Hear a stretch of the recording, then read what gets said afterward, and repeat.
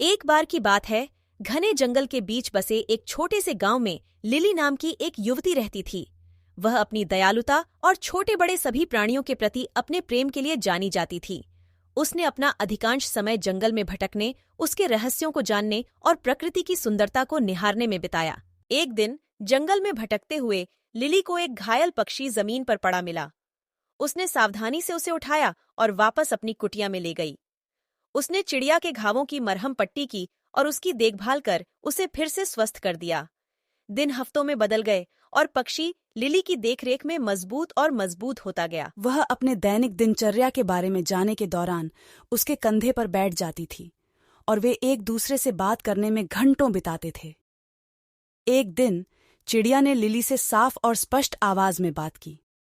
मेरी जान बचाने के लिए धन्यवाद, इसने कहा। मैं सिर्फ कोई पक्षी नहीं हूं, मैं एक जादुई पक्षी हूं। मेरे पास आपको 3 इच्छाएं देने की शक्ति है। उनका बुद्धिमानी से उपयोग करें, क्योंकि एक बार उनका उपयोग किया जाता है तो उन्हें वापस नहीं लाया जा सकता है। लिली चकित और प्रसन्न थी।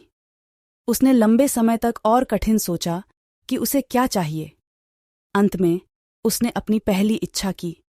मैं अपने गांव के लिए भरपूर फसल की कामना करती हूं, ताकि कोई भी भूखा न रहे। अगले ही दिन गांव के चारों ओर के खेत भरपूर फसल से लहलहा उठे। लिली की दयालुता के लिए ग्रामीण चकित और आभारी थे।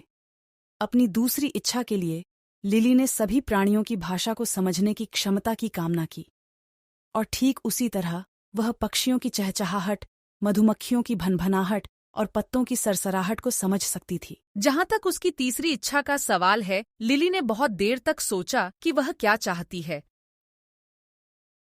अंत में उसने अपनी इच्छा व्यक्त की। मैं हमेशा प्यार और खुशी से घिरी रहना चाहती हूँ, और ऐसा ही था। लिली ने अपना शेष जीवन प्रेम और प्रसन्नता से घिरा हुआ बिताया। उसने जंगल का पता लगाना और जरूरतमंद लोगों की मदद करना जारी रखा।